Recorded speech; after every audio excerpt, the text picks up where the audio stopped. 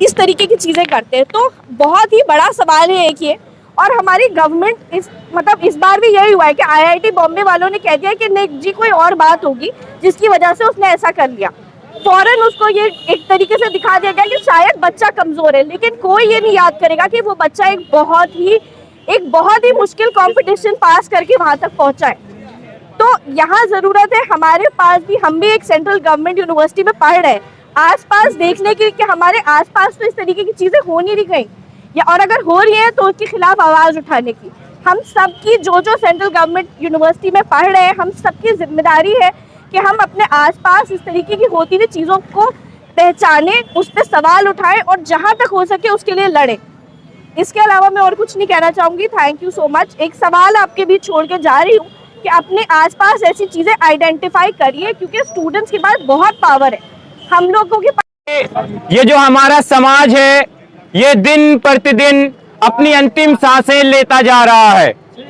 पता नहीं कब ये समाज मर जाएगा और हम समझ नहीं पाएंगे कि हम लोग मर गए हैं। हम सिर्फ एक जिंदा लाश हैं। मैं आज मौलाना अबुल कलाम आज़ाद को याद करना चाहता हूं, जिन्होंने कहा था कि अगर कोई इंसान सिर्फ अपने लिए जीना चाहता है, अगर कोई मुसलमान सिर्फ अपने लिए जीना चाहता है, तो वो इस कौम के लिए, इस देश के लिए, इस समाज के लिए एक जिंदा लाश के अलावा कुछ नहीं है। मैं उनको इसलिए याद कर रहा था क्योंकि आज उनकी विशेष दिन थे। साथियों, आप सब यहाँ इकट्ठा हुए हैं और आप सबको पता है कि दर्शन सोलंकी भाई के साथ क्या हुआ। हम जैसे 20 साल, 22 साल, 18 साल उम्र के लड़के कैंपस में आते हैं, आवाजें आपको घर से निकलने से रोकना चाहती है, जो आवाजें आपके कलम को तोड़ देना चाहती है। इन्हीं सब बातों के साथ मैं फैज अहमद फैज की एक नज्म से अपनी बात को खत्म करता हूँ कि तुझको कितनों का लहू चाहिए ऐ अर्ज़ वतन, तुझको कितनों का लहू चाहिए ऐ अर्ज़ वतन, जो तेरे आरिज़े बेरंग को गुलनार करे। तुझको कितनों का लहू चाहिए ऐ अर्ज़ वतन, जो तेरे आरिज़े बेरंग को गुलनार करे। कितनी आहों से कलेजा तेरा ठंडा होगा, कितने रोहित से कलेजा तेरा ठंडा होगा, कितने फातिमा से कलेजा तेरा ठंडा होगा, कितने आंसू तेरे सहराओं को गुलनार करे।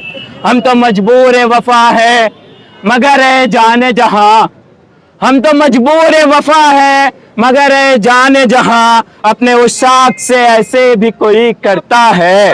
तेरी महफिल में खुदा, तेरी महफिल को खुदा रखे अब तक कायम, ऐ मेरे मुल्क तेरी महफिल को खुदा रखे अब तक कायम। हम तो मेहमान हैं घड़ी भर के, हमारा क्या है। बहुत बहुत शुक्रिया।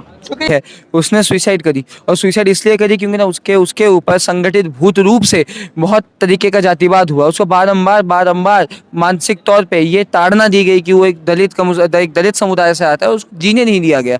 एक आदमी को आप सुबह शाम अपने जाति का एहसास दिलवाएंगे, अपनी नीचता का एहसास दिलवाएंगे, वो नीच है ये चारों ओर से कहवाएंगे, अब विभिन्न प्रकार के हथकंडे अपनाएंगे, तो वो छात्र आखिर में क्या करेगा? भविष्य बनाने की जगह से फांसी का फंदा बनाएगा, पंखों में झूल जाएगा।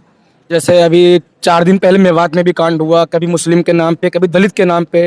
आज पहले रोहित बबूला, नजीब जैसे लोग को मारा गया है। उसी कड़ी का एक हिस्सा सोलंकी साहब भी हैं।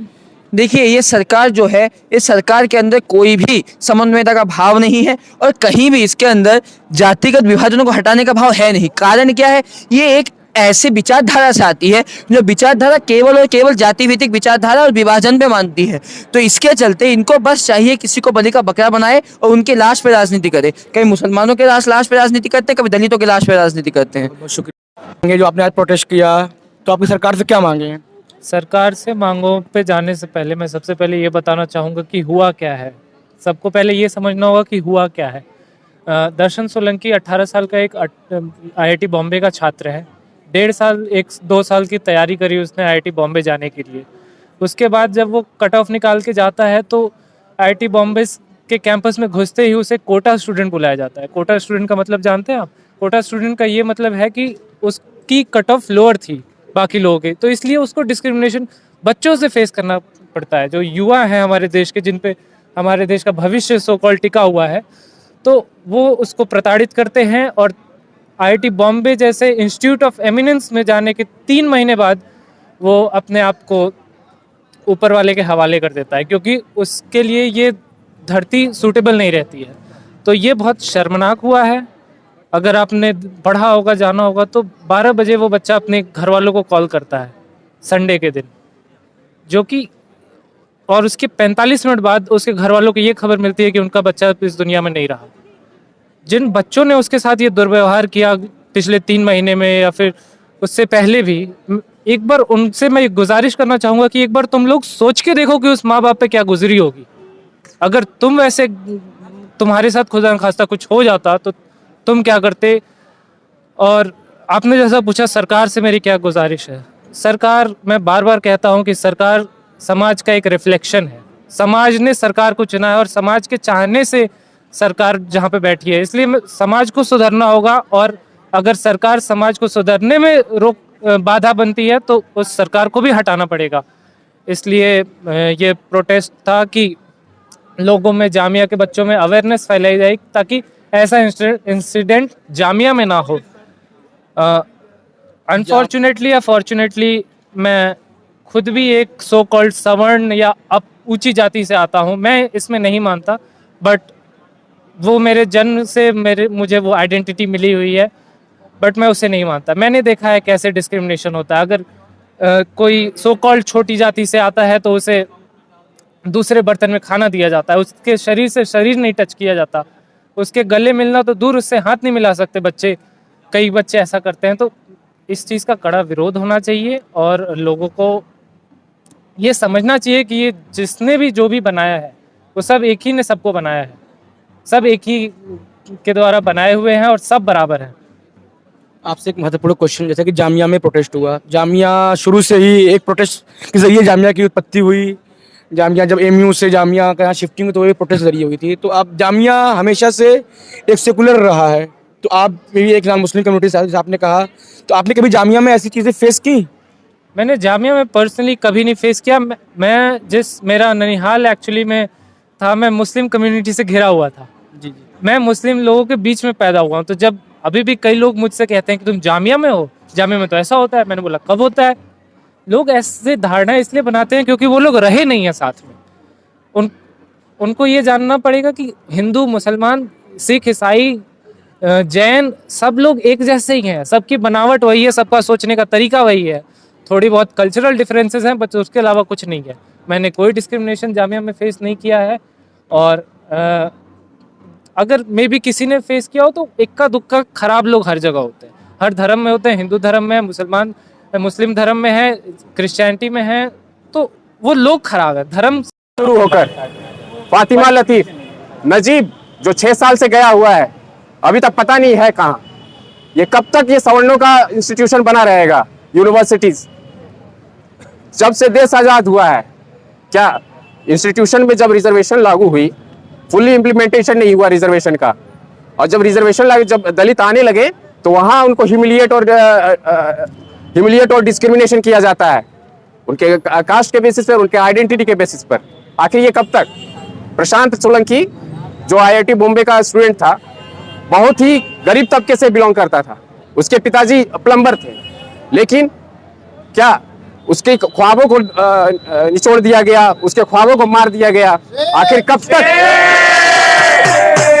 कब तक मारा जाएगा? रोहित मेमुला 2016 जो केस हुआ, उसके बाद ना रोहित एक्ट इंप्लीमेंट हुई, ना इक्वल अपॉर्चुनिटी सेल हर इंस्टीट्यूशन में लागू हुआ, ना SC/ST सेल लागू हुआ। हम रोज देख रहे हैं अभी जेन यूनिवर्सिटी में क्या हुआ। जेन यूनिवर्सिटी में अंबेडकर, डॉक्टर BR अंबेडकर पर कास्टिस्ट स्लोगन और कास्टिस्ट स्लर और दलित कम्युनिटी पर कास्टिस्ट स्लर मतलब बोला गया। और वहां की एडमिनिस्ट्रेशन ने कुछ नहीं किया, बल्कि उनको पुरस्कृत करने का काम किया। मतलब ये इंस्टीट्यूशन में जो सवर्ण बैठे हुए हैं, इवन इन जामिया जो सवर्ण तबके से आए हैं, यहाँ पर रिजर्वेशन लागू नहीं है क्योंकि माइनॉरिटी इंस्टीट्यूशन है और ये होना भी नहीं चाहिए। लेकिन दूसरी बात, जो भी बच्चे कुछ दलित आते हैं, यहाँ पर भी सवर्ण कम्युनिटी से जो प्रोफेसर है, दलितों के साथ कैसा डिस्क्रिमिनेशन करते हैं, ह्यूमिलिएशन करते हैं, मैं उसका खुद ही पार्ट रहा हूं, तो मुझे बताने की जरूरत नहीं है। हम जब SC/ST एट्रोसिटीज एक्ट 1989 लागू हुआ राजीव गांधी की गवर्नमेंट के टर्म में। उसके बाद 2018 में इसे हटाने की कोशिश की गई। फिर हमने कहा कि भाई चलो 2016 में जब रोहित वेमुला का डेथ हुआ, डेथ नहीं है, ये इंस्टीट्यूशनल मर्डर है, ये सवर्ण कंपेल करते हैं, ऐसा सिचुएशन क्रिएट करते हैं कि वो डिप्रेशन में जाए, ह्यूमिलिएट करते हैं कि उनको और कुछ दिखता नहीं, सुसाइड करने के सिवाय, अपना लाइफ खत्म करने के सिवाय उनको कुछ नहीं नजर आता। आखिर ये कब तक चलेगा? फातिमा लतीफ के साथ क्या हुआ? 2018 में मतलब उसे कंपेल किया गया अपना लाइफ लेने के लिए। हाँ, ये इंस्टीट्यूशनल मर्डर है, ये कब तक जारी रहेगा? ये The people united shall only be victorious. We shall fight, we shall win. We shall fight, we shall win. We shall fight, we shall win. Rohit Abhimanyu